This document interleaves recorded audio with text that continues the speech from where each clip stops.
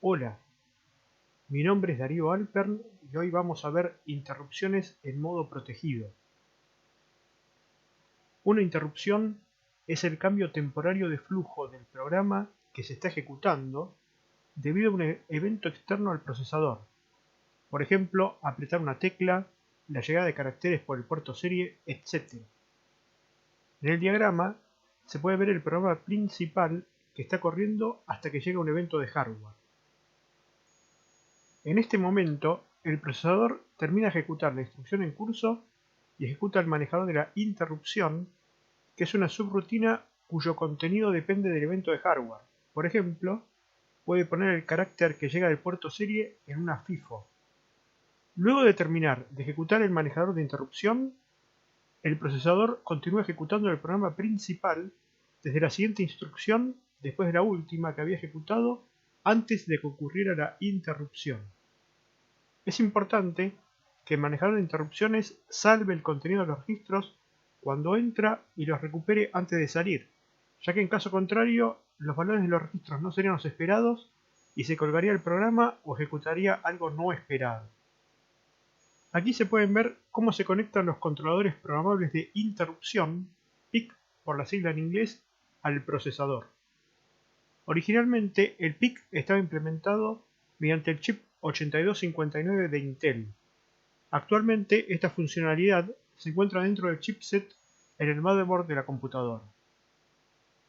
El PIC tiene una interfaz de programación. El primer PIC, configurado como maestro, usa los puertos 20 hexa y 21 hexa, y el segundo, configurado como esclavo, usa los puertos A0 hexa y A1 hexa. Los puertos de entrada-salida conforman un espacio separado del de memoria y se utilizan para periféricos que requieran pocas direcciones, como en el caso del PIC, que necesita 2 direcciones para operar. Aquí se ven las instrucciones que se utilizan para acceder a los puertos tanto para escritura como para lectura. Se puede leer o escribir 8, 16 o 32 bits por vez. Como el PIC solo usa bits de datos, usaremos el registro AL para almacenar el dato. Abajo se puede ver un ejemplo de escritura en un puerto. Por ejemplo, escribir el dato 25 hexa en el puerto 45 hexa. Lo que hacemos es move AL, 25 hexa y después out 45 hexa, AL. El sistema heredado tiene 15 entradas de interrupción, denominadas IRQ0 a IRQ15, excepto IRQ2. Actualmente con APIC puede haber hasta 224 entradas de interrupción. Las señales IRQ0 a IRQ7 se conectan al PIC AMO y las señales IRQ8 a IRQ15 se conectan al PIC esclavo. Varias de estas señales de interrupción son estándar. Por ejemplo, IRQ0 viene del timer, IRQ1 viene del teclado, IRQ3 viene del puerto serie COM2, IRQ4 del puerto serie COM1, IRQ8 del reloj de tiempo real, etc. En general, solo queremos habilitar algunas fuentes de interrupción, no todas. Para esto, se usa la máscara de interrupciones, que es un registro interno del PIC. Este registro tiene 8 bits, uno por cada IRQ. Si el bit vale 1, la interrupción está deshabilitada, mientras que si vale 0, la interrupción está habilitada. Este registro se accede mediante el puerto 21 hexa en el PIC AMO y en el puerto A1 hexa para el PIC esclavo. Cuando el timer 0 de 16 bits termina su cuenta, dispara la señal IRQ0 que está marcado con el número 1 en el diagrama. Si la máscara de interrupciones del PIC tiene IRQ0 habilitado, no se está ejecutando esa interrupción u otra de mayor prioridad.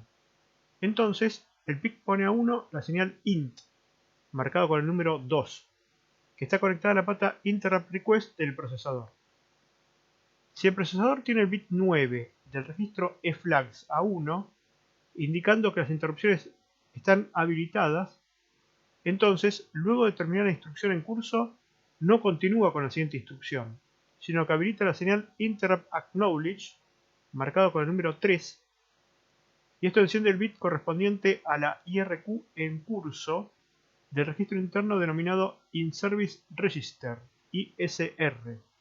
indicando que el PIC está procesando esa IRQ.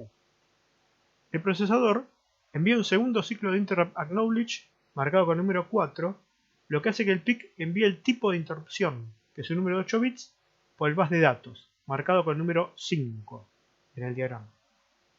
El tipo de interrupción tiene 8 bits. Los 5 bits más significativos se programan durante la inicialización del PIC, mientras que los 3 bits menos significativos indican el número de IRQ. Como hay dos PICs en el sistema, se deben inicializar ambos dispositivos para programarlos con tipos diferentes.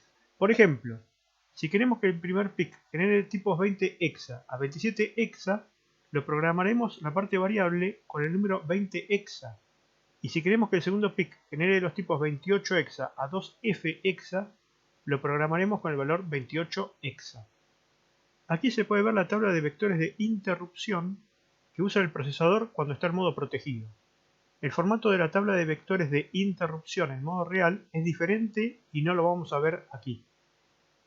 La tabla de descriptores de interrupción, en inglés la sigla es IDT por Interrupt Descriptor Table, tiene una compuerta por cada tipo de interrupción. El registro IDT apunta a la compuerta correspondiente al tipo de interrupción 0. A continuación se encuentra la compuerta correspondiente al tipo de interrupción 1 y así sucesivamente hasta el tipo más alto de interrupción que genere el sistema. Como existen 256 diferentes tipos de interrupción, la tabla tendrá una longitud máxima de 256 compuertas por 8 bytes por compuerta y eso da 2048 bytes. Si por ejemplo las interrupciones que se generan están en el rango 20 hexa a 2F hexa, entonces la tabla tendrá 48 entradas, de 0 a 2F. En ese caso, el límite de la IDT que deberemos poner en la imagen de la IDT-R será 48 por 8 menos 1, que eso da 383. Las compuertas son direcciones lógicas que se componen de selector y offset y tienen el formato que se muestra a la derecha. El tipo de compuerta en el caso de interrupciones es 111 binario. La dirección lógica apunta al inicio del manejador de la interrupción. Cuando termina el manejador de interrupción, este debe enviar el comando de fin de interrupción, end of interrupt, al PIC. Hay dos tipos de comandos de fin de interrupción, específico y no específico. El específico apaga el bit indicado por el comando de registro InService Register ISR, mientras que el no específico apaga el bit encendido del InService Register de la IRQ que tenga mayor prioridad. La prioridad más alta la tiene el IRQ0 y la más baja la IRQ7. Nosotros siempre vamos a usar comandos de fin de interrupción no específicos. Una vez que el bit de InService Register esté apagado, el PIC puede volver a interrumpir el procesador con esa IRQ. Abajo se pueden ver las instrucciones que se deben ejecutar para enviarle al PIC el comando de fin de interrupción no específico. Ahora lo que vamos a hacer es ver el ejemplo del programa de interrupciones.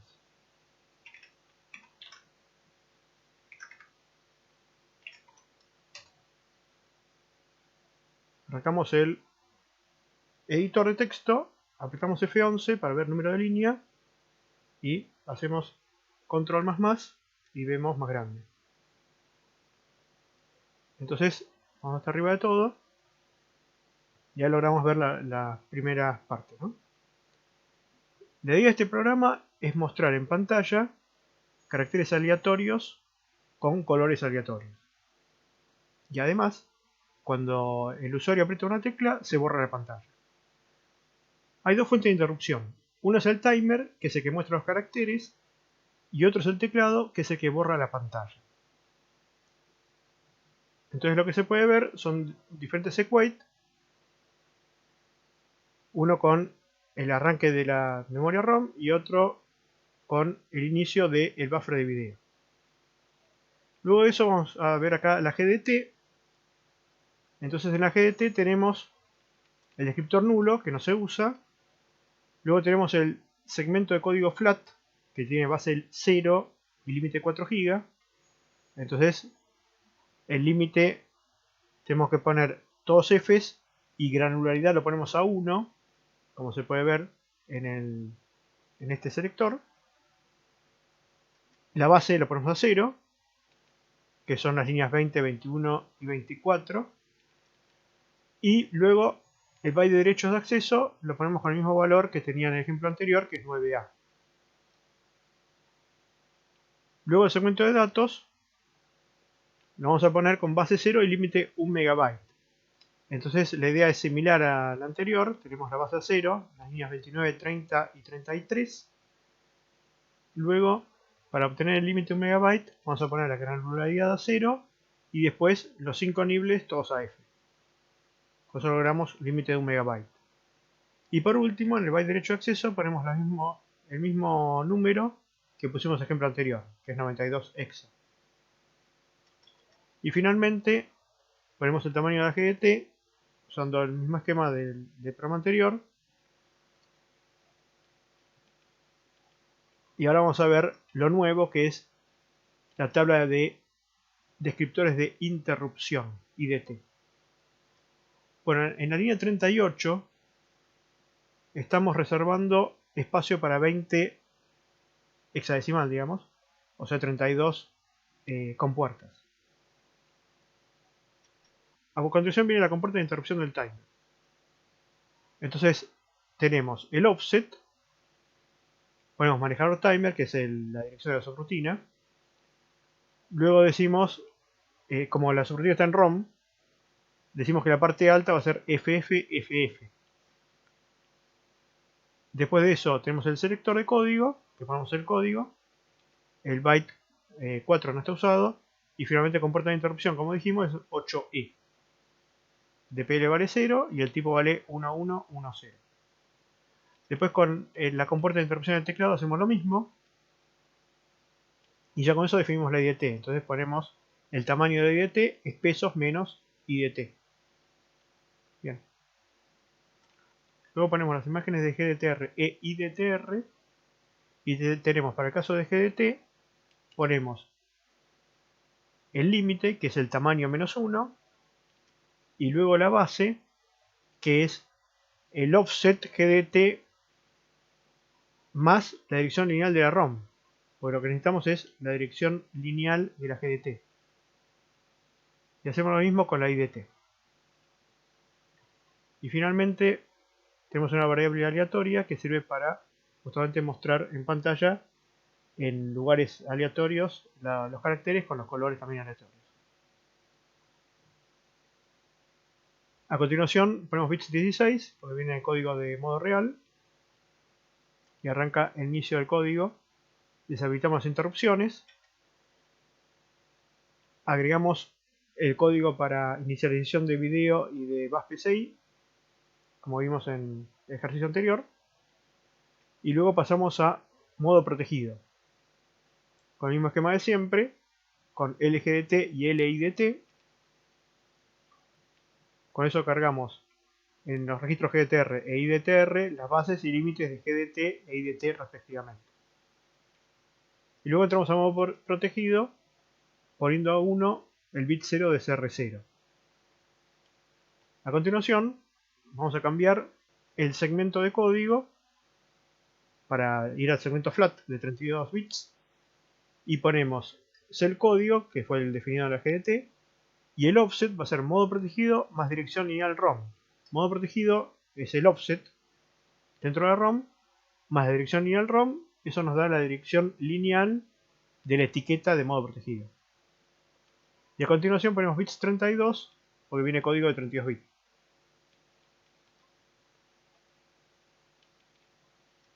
Y acá se encuentra la subrutina aleatorio que actualiza la semilla pseudo aleatoria de 32 bits y después obtiene un número entre 0 y EBX-1.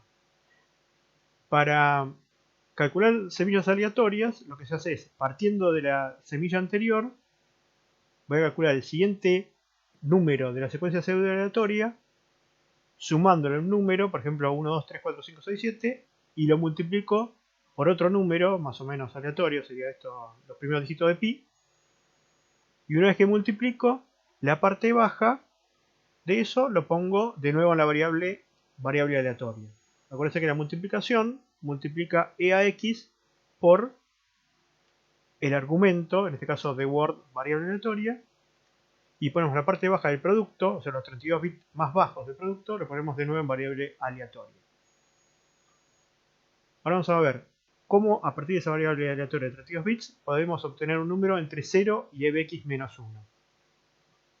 Una vez calculada la semilla pseudo aleatoria, obtenemos un número de 32 bits. Tenemos que convertir ese número en el rango de 0 a ebx exclusivo. Una vez calculada la semilla pseudo aleatoria, obtenemos un número de 32 bits. Tenemos que convertir ese número en el rango de 0 a ebx exclusivo.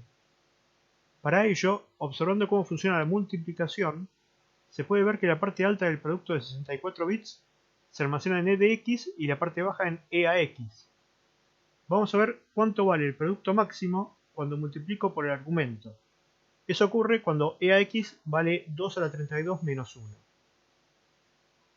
Entonces, haciendo algunas transformaciones, se puede ver que el producto es 2 a la 32 por argumento menos 1 más 2 a la 32 menos argumento, donde ambos paréntesis son números que entran en 32 bits. Comparando las partes altas, es decir, las que están multiplicadas por 2 a la 32, resulta que el máximo valor posible de edx es el argumento menos 1. Por lo tanto, edx está en el rango entre 0 y argumento excluyendo el último valor.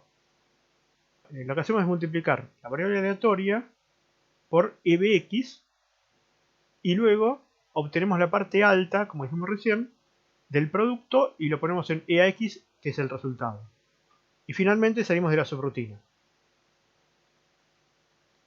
A continuación vamos a borrar la pantalla con otra subrutina. ¿Y qué hacemos? Inicializamos el puntero SI al buffer de video, ponemos la cuenta en 25 líneas por 80 columnas, que es la cantidad de caracteres que tiene el video, y luego ponemos el carácter y los atributos. El atributo es 07, que es blanco sobre negro, y el código de carácter es 20 hexa, que es el espacio.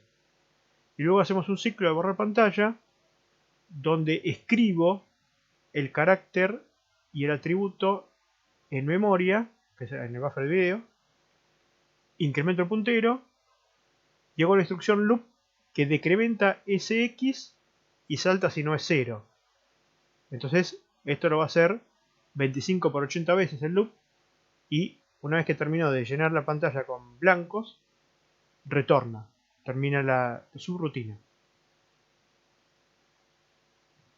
A continuación podemos ver la etiqueta modo protegido, que es donde inicializamos los periféricos en modo protegido.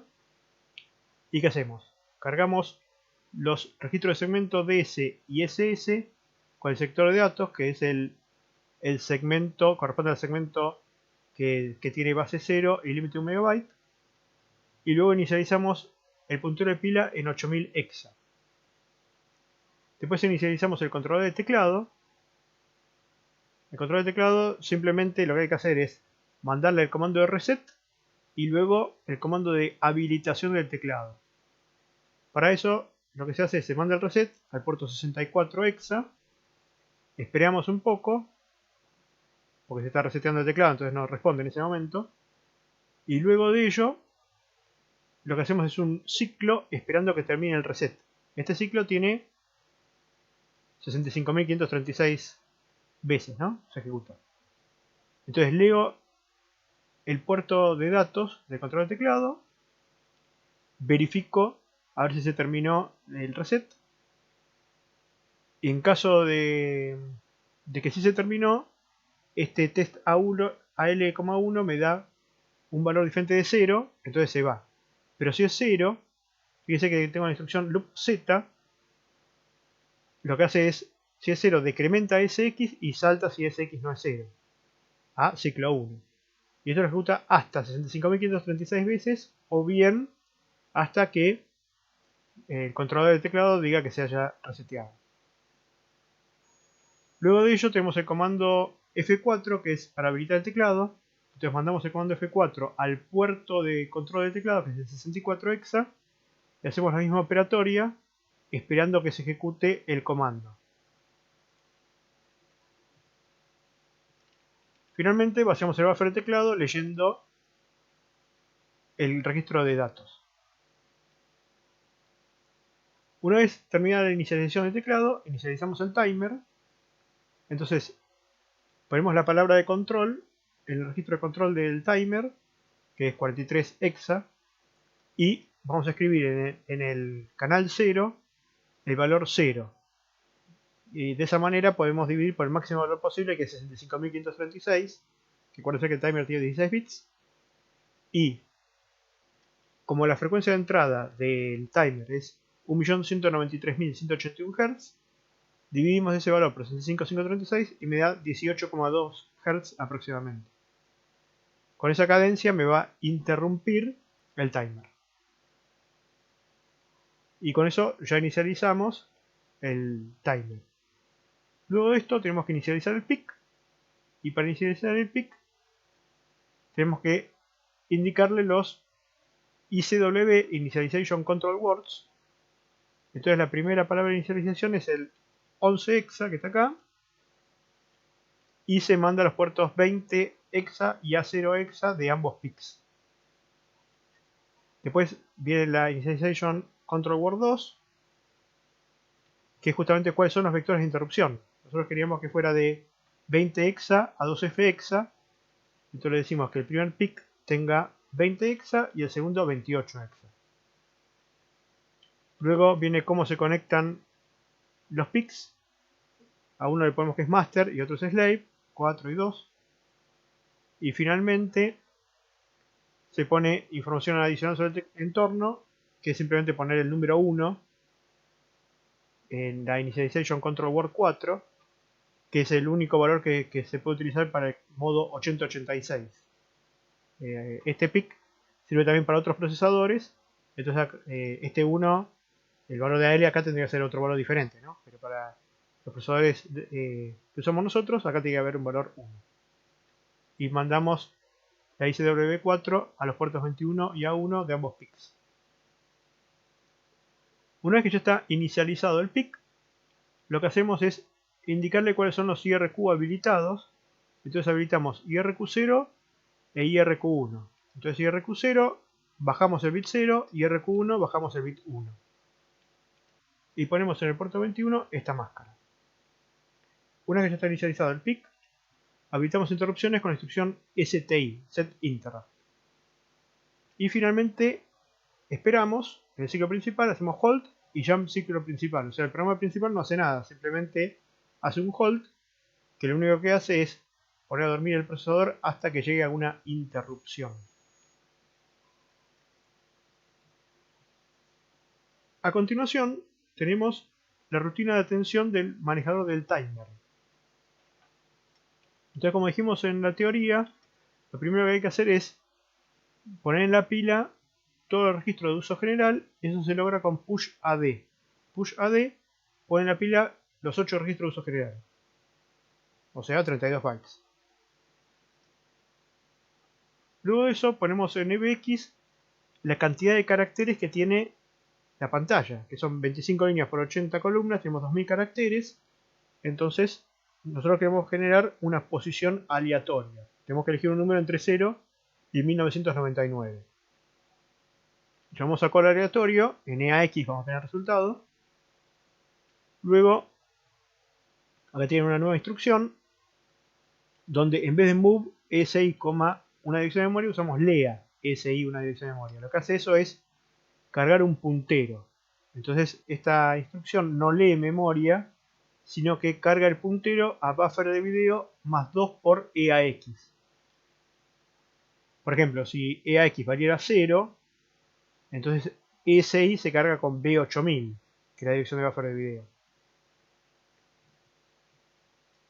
A continuación, lo que queremos es obtener una letra aleatoria. Las letras van entre A y Z, hay 26 letras diferentes, entonces EBX lo cargo con 26. Llamo a la rutina aleatorio para que me genere un número entre 0 y 25. Después ese valor va a EAX. A L le sumo la letra A para que se convierta en el rango de A a Z. Y luego escribo el código ASCII del carácter en pantalla. A continuación, lo que voy a hacer es generar un atributo aleatorio para que tenga un color aleatorio, digamos. Entonces, lo que yo hago es decir, bueno, como el atributo tiene fondo y frente, lo que yo voy a hacer es que el fondo siempre sea negro y el frente tenga un color aleatorio. Y se acuerdan que del ejercicio anterior que el atributo tiene 4 bits para el color de frente. Entonces tenemos que elegir un número entre 0 y 15. Para eso ponemos fx en 16. Llamamos a aleatorio. Tenemos en ax el número entre 0 y 15 y eso lo ponemos en el atributo. Finalmente, una vez que ya está el carácter en la pantalla, con el color correspondiente, hacemos un end of interrupt, move al 20 hexa, out 20 hexa al, y ya con eso, posteriormente me puede mandar de nuevo una interrupción de timer. Una vez que se mandó el end of interrupt, recuperamos los registros de uso general que se guardaron en la pila, y luego fin de la interrupción con una instrucción especial llamada IRET, Interrupt Return. Y después está el manejador de interrupción del teclado que borra la pantalla. Simplemente hacemos lo mismo de siempre, que es guardar en la pila los registros de uso general. Leemos la tecla del buffer del teclado, usando el puerto de datos del teclado, que es de 60 hexa. Y ahí, en el bit 7 de AL, voy a tener la información de si yo apreté la tecla o solté la tecla. Entonces lo que quiero es que borre la pantalla cuando yo aprieto la tecla, cuando vale 0. Entonces hago un AND lógico consigo mismo para que me cambie los flags. Y si el bit 7 está encendido, se va a activar el flag de signo, o va a decir que es negativo. Entonces si es negativo, salta y se va al final de la interrupción. Luego de eso, si el signo no es negativo, borro la pantalla, porque de esa manera yo apreté un botón, entonces se borra la pantalla. Y finalmente hago otra vez el end of interrupt para que pueda volver a interrumpir cuando apriete otra tecla. Restauro los registros de uso general y me voy de la interrupción. Y después lo mismo de siempre, hago el relleno, pongo la instrucción de jump del reset y el segundo relleno y listo, con esto se termina el programa.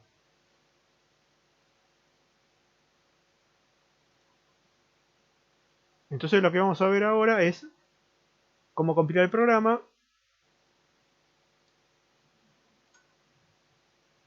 La compilación con el NASM, como siempre. Y finalmente vamos a correr el box.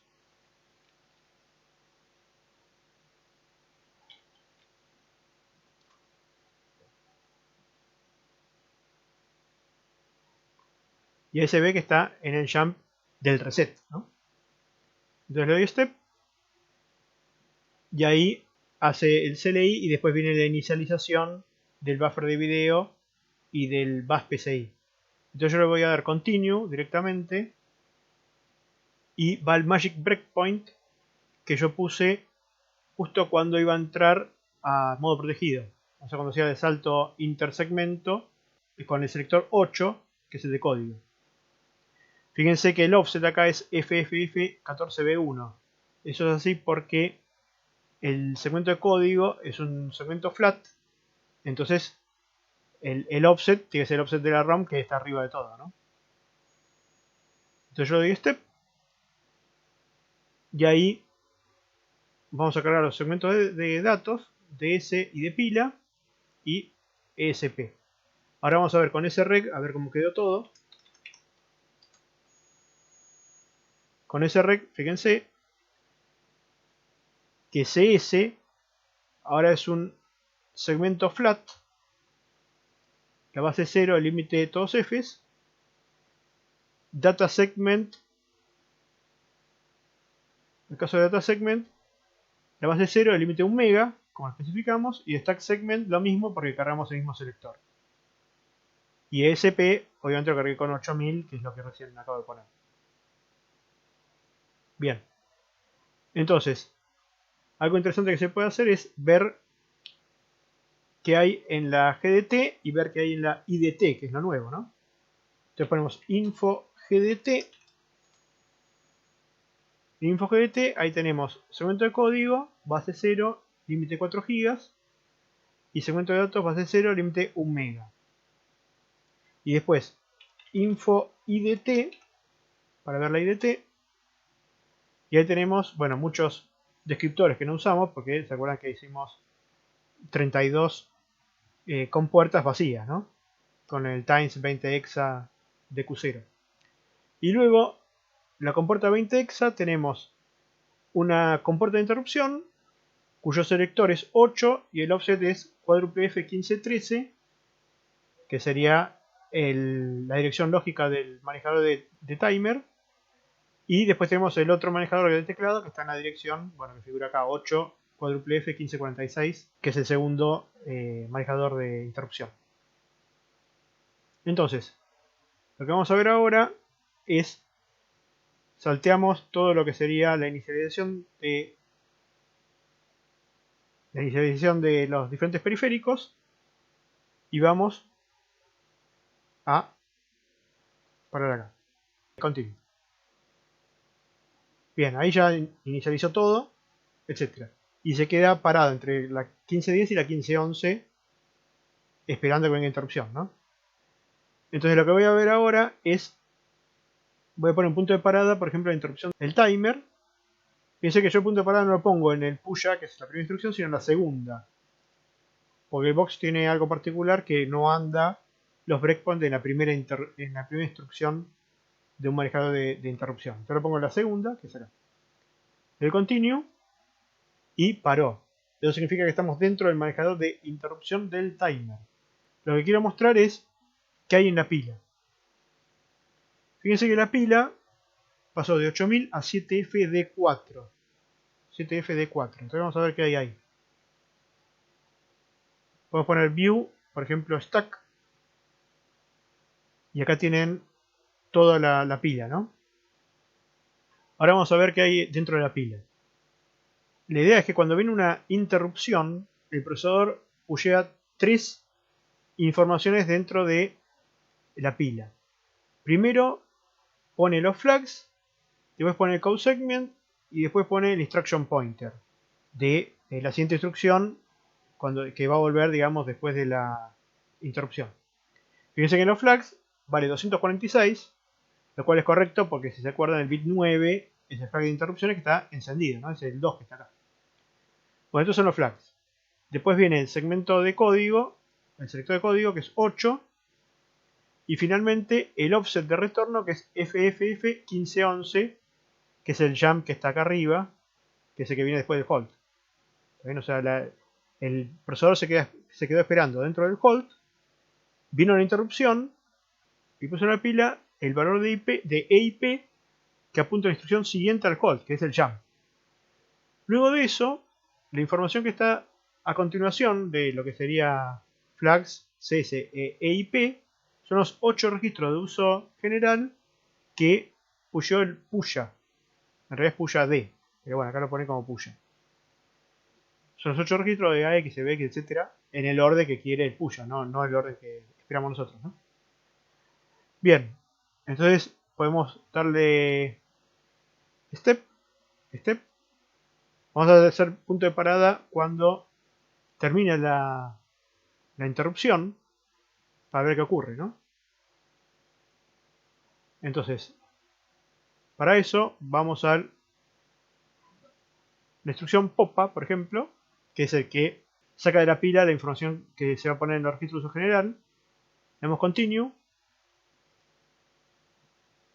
y ahí llegamos a pop A. Fíjense el valor de ESP, que es el que se va a modificar ahora.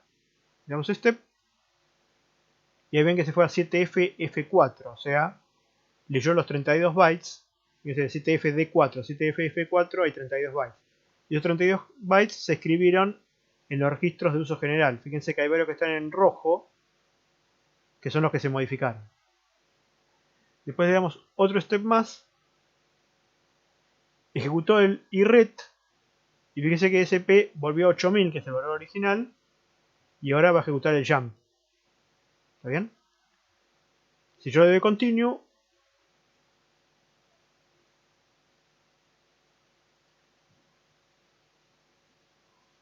ahí volvió a la interrupción del timer.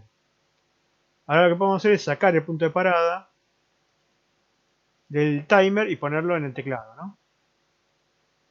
Para ver cómo anda esto. Saqué todos los puntos de parada.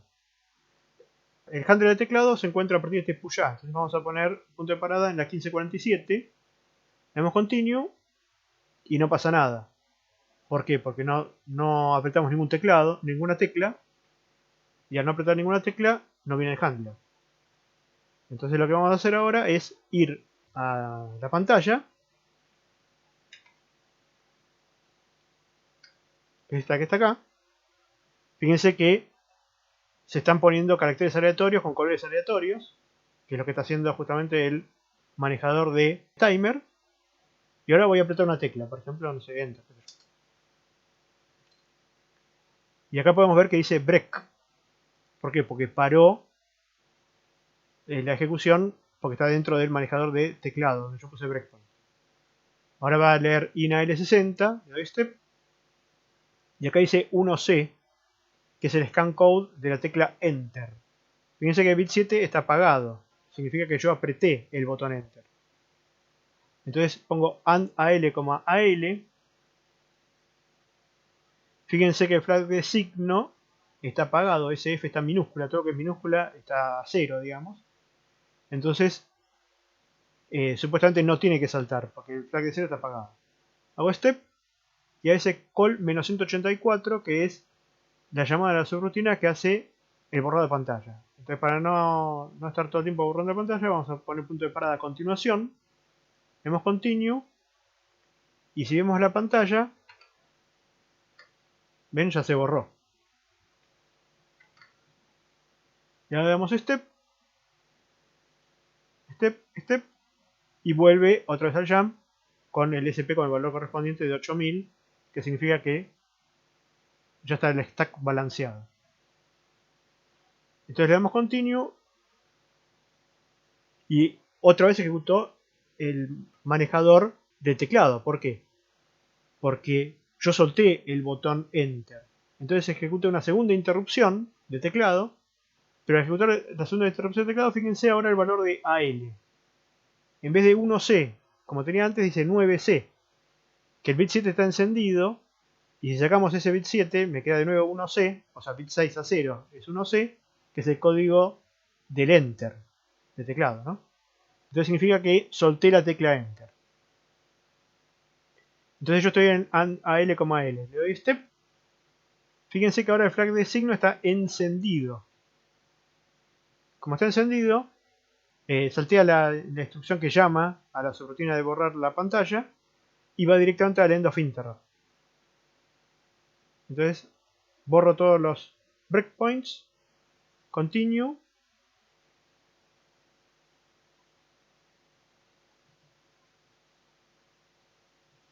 Acá hay otro más. Continue. Ahí está. Y ahí podemos ver cómo está andando el programa, que pone justamente caracteres aleatorios en la pantalla con colores aleatorios. Y se ve que realmente anduvieron los dos manejadores de interrupción. Bueno, creo que con eso ya es todo por hoy. Gracias por su atención y hasta luego.